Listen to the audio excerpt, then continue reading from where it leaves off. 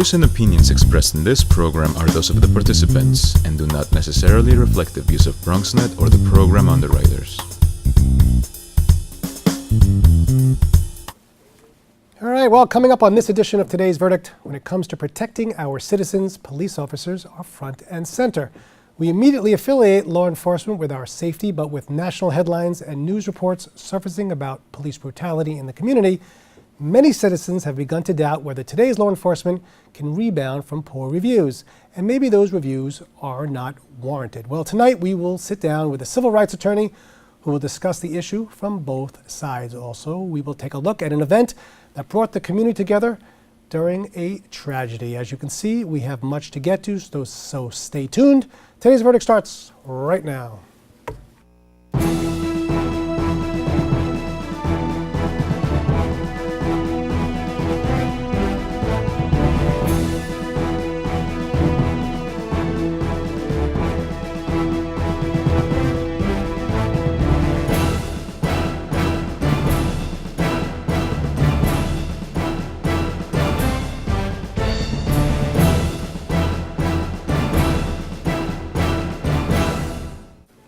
All right, hello, and welcome to Today's Verdict, the live and interactive show that gives you your legal rights and options.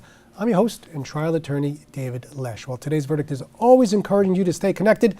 Make sure to tweet us at Today's Verdict and hashtag Ask Today's Verdict if you have a question. Also, make sure to like us and follow us on Facebook at Today's Verdict, and check us out at BronxNet.tv/Bronx Legal. And last, but certainly not least, don't forget to tweet me at Today's Verdict. Both national and local law enforcement have not been getting great press as of late. With instances of police brutality in the news, we at Today's Verdict thought the topic should be revisited. Well, joining us today to help us get a better understanding is civil rights attorney Michael Laminsoff.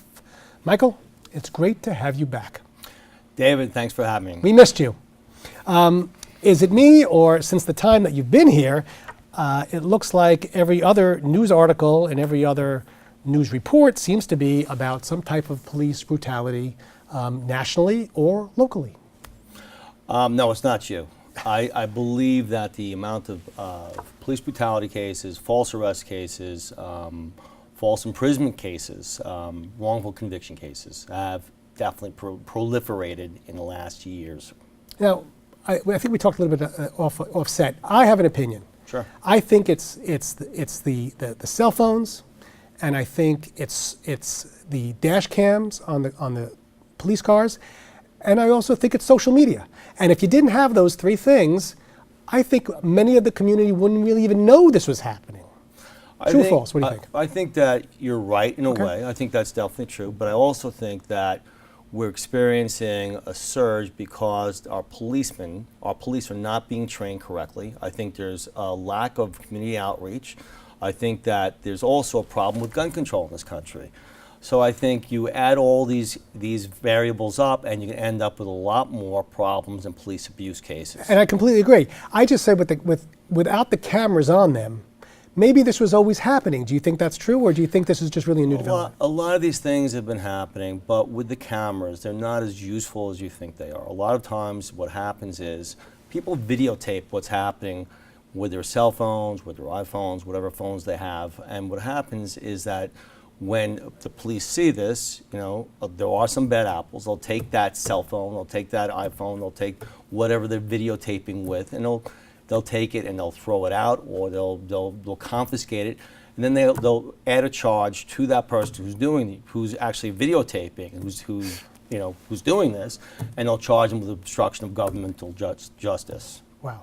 All right, let's back up for a second. Sure. Let's talk about, the average person on the street gets picked up for, petty larceny, whatever you want to say. Mm-hmm. Tell me what is the procedure that usually should be followed when an officer comes and tries to ask you some questions, wants to arrest you, wants to ask you questions. How does it usually flow? Let's start with that. Let's first take the side of the person who's being approached. Fine. Okay. So what really should happen is, first of all, in order for a policeman to come and talk to you for any reason, okay, he's got to have reason to do that, okay? He's got to have some reasonable cause to come to that person and approach that person in the first place. The person who he's approaching really has constitutional rights and has a right to say no. I'm doing nothing wrong, and there's no reason for me to answer to your questions. But in reality, what that person should do on the person who's being approached side should really cooperate with the policeman. And why is that? The reason is because what's going to happen is, if it's a bad cop, if it's a cop, I'm not saying that all policemen are bad. We have, New York has probably the finest police department in the United States. But just like in every group, there's always going to be some bad apples. And so if a policeman approaches somebody and that person doesn't respond the way the policeman wants him to respond, what's going to happen is that policeman is going to either arrest him or trump up charges. I'm talking about the bad apples, not everybody, and bring that person in on trumped up charges and have that person falsely arrested. I remember when I was in law school, my criminal law professor, he lectured and he basically said, if a police officer goes over to you and asks you to open your trunk, and he doesn't have the right to, open your trunk. Because if there's nothing in the trunk, it's not going to be a problem. Because if you don't open the trunk, a bad police officer may walk to the side of the car and drop something in a car, and next thing you know, you got a real problem. So if you didn't do anything wrong, cooperate. If there's nothing in the trunk, open the trunk. In other words, so I always, that always bothered me because I felt, well, why should I have to do something that doesn't seem to jive with my constitutional rights? But you know what? If it prevents a problem, which always escalates, you're right. Cooperate. That's what I think you should do. The problem also is in training. Policemen are not trained in de-escalation. They're trained, the natural feeling that a policeman may have is to escalate a problem because they're in a position of authority and they don't like somebody who's objecting to that authority. So suddenly they're escalating the situation and arrest can happen that shouldn't happen to begin with. And suddenly they have to justify it because they've arrested that person and they can't look bad to the police force, and they have to protect themselves, and suddenly there's a trumped up charge. Now, you've seen a lot of false arrest cases in your office. I know that Hundreds. That's what you do. Is it basically that it's a takedown that's too hard? Is it the handcuffs too tight? Is it beating up the perp? Are you talking about false arrest or excessive force? Let's start with excessive force. Okay. Okay. What do you usually see? We can see a lot of different things. First of all, if the policeman thinks he's not being observed, okay, I'm talking about bad police officers. Right. Again, I want to say that not all policemen are bad. Completely We're agree. talking about the bad ones. Right. Okay? But then we're here talking about a lot of the bad ones. I mean, that's what Right. we're talking about here. Okay. What they will do is they will handcuff people way too tight. I have people come into my office with nerve damage to their hands and to their wrists, obviously. I have people that have actually been beaten up in the back of police cars. I have people that have been beaten up at police precincts. We have plenty of excessive force cases, and they usually when the police think that they're not being observed by others. They think that they're just not. So the person who's being approached by a policeman, I think the most important thing to do really is to call that policeman by his name. Say Patrolman, Police Officer Johnson, Police Officer Smith, because once you identify somebody, they know they're identified. Okay, because a person may think that they're protected because they have an iPhone or some kind of video going on, or friends videotaping everything going on, but that videotape can be disposed of very easily by a bad cop, very easily. Now, excessive force is really a term of art, legal action, excessive force, but that person now could very well be falsely arrested, which is another term of art, legal definition. That's correct. Okay, let's talk a little bit about false arrest. Okay. What goes on there, and what kind of lawsuit would you have for a false arrest case, let's say? Oh, okay. Well, what happens with a false arrest is when a policeman feels that somebody is doing something wrong. Okay. And that person's doing nothing wrong. What they may do is they may approach somebody without cause, without reasonable cause, and start talking to that person, trying to find out information, like your example where the policeman approached you at the car. Right. And what happens is, because they're not taught to de-escalate a situation, some people may escalate it a little bit and say, wait a second, I don't want to be bothered by this police officer. Why are you bothering me? I'm just walking down the street. And it escalates. The policeman doesn't de-escalate because he's not trained in de-escalation. Now he feels that he's got to arrest that person, and many times the person's falsely arrested for some false trumped-up charge. Okay. And we have an action. And run through the system for 24 hours or more. Which leads to false imprisonment. Which leads to false imprisonment, okay, correct. Which means you're put in jail. Now, do you always take a case based on the arrest or false arrest or the false imprisonment? Do you say, well, somebody should have been in jail for at least a day or 2 days? Or is it just, depends on the situation? If there is no reasonable cause if there's no reasonable cause for the arrest, that's enough for us. We take the case. And we bring the lawsuits in federal court against the city. Of course, if another attorney might say, well, you spent a night in jail, what's the big deal? Oh, you were falsely arrested, it was dismissed. But no, it means a lot to somebody to have their action taken seriously. And, just because you didn't spend a night in jail or it was only one night in jail doesn't mean you don't have a right to a lawsuit. And take it one step further, David. The one thing that's the most important to every one of us is our liberty. Think about that. Your liberty is stolen from you for 24 hours or more. That's a violation that's inexcusable for no reason. Let's back up. We don't have much time if we have to take a break. But we didn't talk about, and because we're still in the process of actually arresting somebody, let's talk about illegal search and seizure. Sure. Talk about that a little bit. That's protected by the Constitution, you know that. But is it because they're getting too frisky? What do you mean?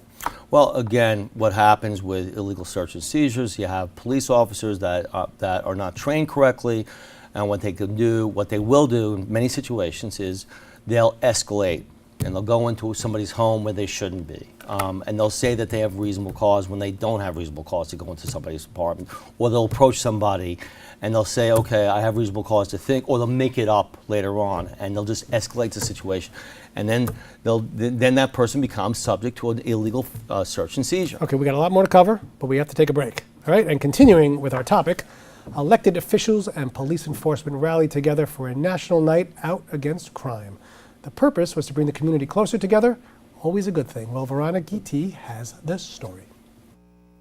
Tonight, the 52nd Precinct took time out of their schedule to host the 33rd Annual National Night Out Against Crime. It's an event that is citywide where the community is able to meet with the officers in their neighborhood in a fun-filled environment.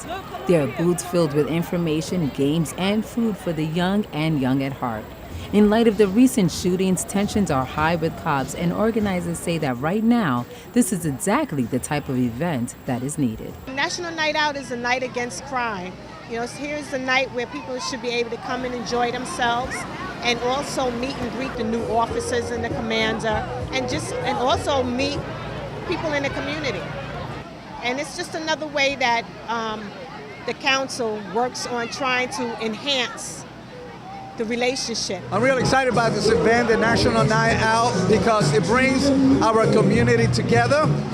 We have unity. You have people from all kinds of backgrounds. And then we have the man and the woman in blue with our community. We need each other. We can't work without each other. Most importantly is to bridge that gap between the community and the police department. I think we've came a lot closer in the events that officers had to go through our country and the sacrifice that they paid.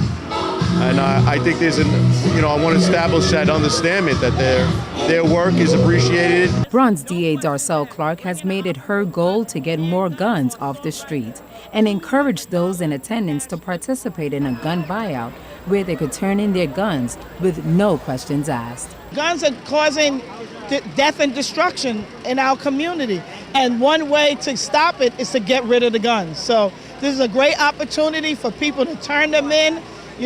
Between the shootings, accidental shooting, kids picking up guns in their home, getting shot, suicides. This is a prevention measure that goes miles. Well, I hope that in September, when they see the advertisements about a meeting or something else that we're doing, that they will come and participate, but especially come to our meetings. Our meetings take place every fourth Thursday of the month from 7 to 9. And that's where they can come and share their information, and where they can also come and speak to officers or any particular unit that they may be interested in. Events like this are just a small step in trying to reach a solution. Get involved with your community leaders, and you too can be making a difference. For BronxNet, I'm Veronica Guiti. All right, well, we have to take a quick break, but don't worry, we will be back with more Today's Verdict right after this.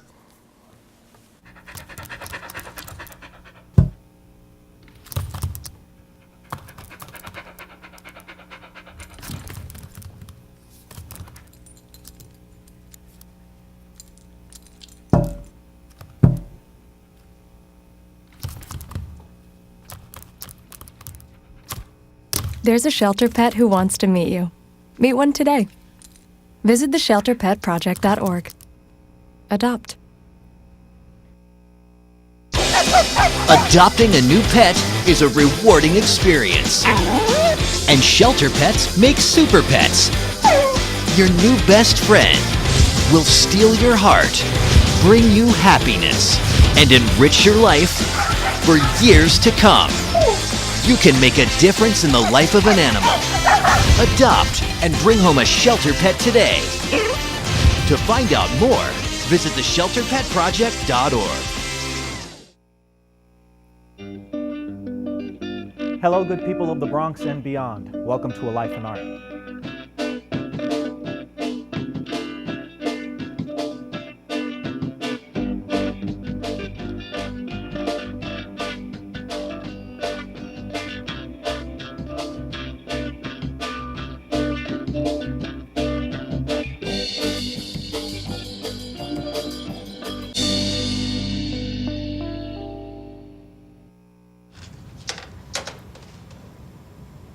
Wow, these are really good. You act surprised.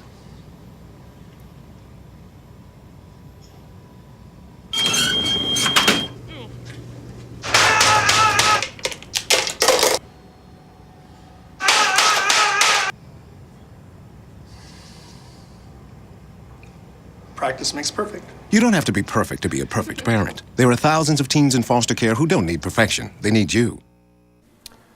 Welcome back to Today's Verdict. I'm your host, David Lesh. We are always encouraging you to stay connected. Tweet us at Today's Verdict. We will continue our discussion with civil rights attorney Michael Labensoff. Michael, the mayor of New York City, I'm sure, has an opinion as to the police situation and false arrests and false imprisonments. And what are your thoughts? My thoughts are these. All right, what happened with this mayor is that his judgment is really skewed. He came out when he was elected and he said many, many bad things about the police force, and he alienated the police who are there to serve and protect all of us. Made them so alienated that, I don't know if you remember at a funeral of a couple of police officers, they turned their back on him. I do remember that. So what's happened is he's trying to curry favor and pander back to them because they really don't like them. The average cop on a beat will tell you that they feel disenfranchised by the city because of this mayor.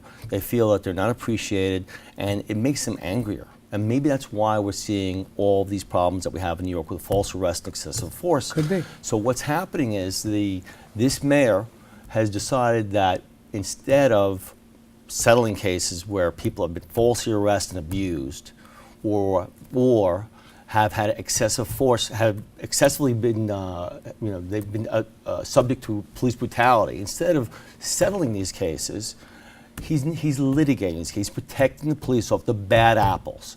And that's what's happening. So they think, so the police officers are thinking, oh wow, this mayor really may actually like me because he's litigating this case, in every case in the city whenever somebody brings a police brutality case. When the truth of the matter is he's just really currying favor to the police officers, and these cases should be settled because they shouldn't have to go to trial and waste everybody's time. The judicial system is loaded with so many different types of cases, and if the city is wrong, the city should be paying money on the cases and not necessarily forcing everybody to go to trial, but obviously that's not what's happening. Well, let's take it a step further to more of an organized situation. It's really the PBA that he's trying to cover favor from, okay? He's alienated the entire police force of Manhattan, of New York City.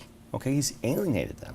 So the only thing that he can do, because he's alienated them so much, is to say, okay, I'm going to defend police officers. I'm going to defend every single police officer that has been accused of some type of police abuse, whether it be false arrest, whether it be some type of excessive force case. I'm going to defend them. We're going to hire more lawyers. more defense lawyers, and we're going to defend all these cases. And he's going to say, turn to the PBAs and say, look what I'm doing. Look what I'm doing. Right. I'm defending all you guys. You guys should like me again, right? Yeah. You hated me to begin with, but now I'm defending you.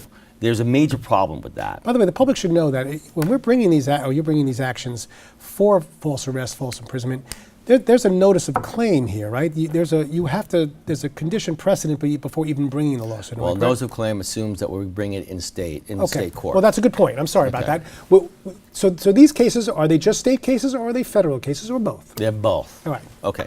They're not. Well, they're both, but you can choose your venue. Okay. So there's a lot of people out there that think that they're state cases, and you can only bring them with a notice of claim, which is 90 days, statute of limitations, and the statute of limitation that exists for the city municipality, which is a year and 90 days, right? So there's a problem, because what they don't know is that that abuse that they were a victim of 2.5 years ago can still be brought in federal court. The proper place to bring these cases, every one of these cases, is the federal court and not in the state court. And the reason for it is because a state court could take years and years and years, and they poo-poo these cases, and they're also in some way patrons of the city, the judges I'm talking about. But the federal judges, you feel, take them much more seriously. The federal judges take them very seriously, and the cases move along far faster. Do clients know this when they come to you, or they have no idea that they could bring a federal case? A lot of people don't know that they still have a case if they were abused 2-3 years ago. In other words, they think it's over because they think that the statute of limitations precludes them, stops them from bringing actions. Listen, I have to put the other hat on for a second, Go. okay? I'm a defense attorney. I'm going to put on some, I'm going to put a couple of defenses. What's my defense to some of to false arrest, false imprisonment? Is it that, hey, that your plaintiff was aggressive with us first? Your guy has a record. I don't know. What do you see as the main defense that you end up coming up against that you really have to tackle? Do you see anything more often than not? Yeah, it's called BS. All right, that's fair. That's what it's called, BS. All right, what they do is, I'm talking about the bad apples again. I must come back and say that that we have a great police department here, but there are some bad apples. So they turn it back against your client. Really. They lie. They absolutely lie. And for some reason, these bad apples always end up being the worst witnesses because they have a sense of entitlement. They have a sense that they're above the law in some way. So when you start questioning them, they become very angry, especially the bad ones. The bad ones have a machismo. I can only describe it as a machismo. So when you start questioning them, they start to break down because they're not used to being questioned. Let me ask you a question. The stop and frisk, which doesn't It's illegal. Illegal, doesn't exist anymore. It does in some other ways, but go ahead. But did that really put a dent in the police ability to be able to find if somebody did some crime? Does that create an unhappy police officer? So from the police side, of course it does, and it creates anger in them because they feel that their hands are tied and they can't do what they need to do. Sometimes, there are people out there that need to be arrested. There are people out there that commit crimes, and the police are there to serve and protect us. So sometimes the police feel that their hands are tied and they can't do anything about it. The problem is that what happens because stop and frisk have been made illegal, the police have figured out how to get around that, and so there's not been a change in the amount of arrests because of that. Because stop and frisk has not stopped arrest or false arrests rather have not stopped that at all. I can't ask you to change policy because we don't really know. You're not a politician. We don't really want to bring that up in terms of what you would do to change policy. But I will ask you this. What tips would you give now to somebody? You gave a few tips in terms of, don't talk back to cooperate with the police officer and make sure you get his name. What else? What would you say to somebody who's watching now and they know that their son or daughter has been, out later at night, and sometimes police officers seem to hover around looking for maybe to see if there's been any problems? What advice would you give to that parent? I'm going to come back to that question, but I want to go back to the politician. I'm not a politician. No, I know you. You're right, I'm not. Right. But I do have some suggestions that any citizen can take a look at and see what's going on here. Give me a top two. Top three. Top three. Okay, stop hiring lawyers to defend these cases. These cops are guilty. Okay. These police officers are guilty. Stop with the defending of these cases. All right, stop that. No, it's because they're Take the money and use it for something Take the else. money and put it into training of police officers in firearm usage, especially the discharge of their weapons. Okay. More training and much more community outreach. I mean, I don't understand the police officers in these communities don't even know the communities that they're working in. There's no money being spent on that. This mayor doesn't know what he's doing. He's putting it towards defending the police officers, the bad cops, rather than putting the money into where it should be, which is training cops how to discharge their weapons if and when they have to. I have a case that happened a few years ago, the Empire State Shooting. I don't know if you remember that. Yeah, there was 2 cops. They shot and killed a perp who had just executed somebody on the street. But guess what? 16 people were injured by by those bullets, by free bullets that were flying everywhere.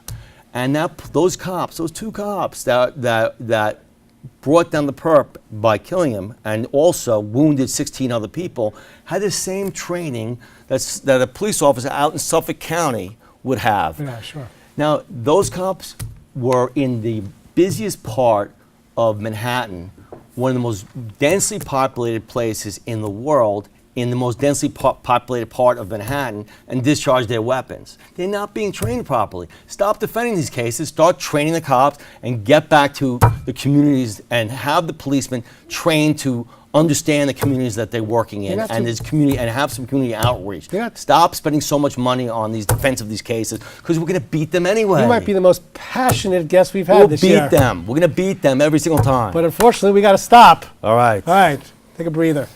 Well, that's all the time we have for tonight. I'd like to thank our guest for joining us and, of course, you, the viewers, for watching. If you missed any part of today's show, be sure to check it out at www.BronxNet.tv. Also remember, if there is a legal issue or topic you would like to see on a future edition of Today's Verdict, feel free to contact me at davidlesh@bronxnet.org or tweet us at Today's Verdict, and make sure to hashtag Ask Today's Verdict. For myself and all of us at Today's Verdict, always remember, know your rights, know your issues, reach a verdict. I'm David Lesh, and we will see you again in 2 weeks with an all-new episode right here. Take care.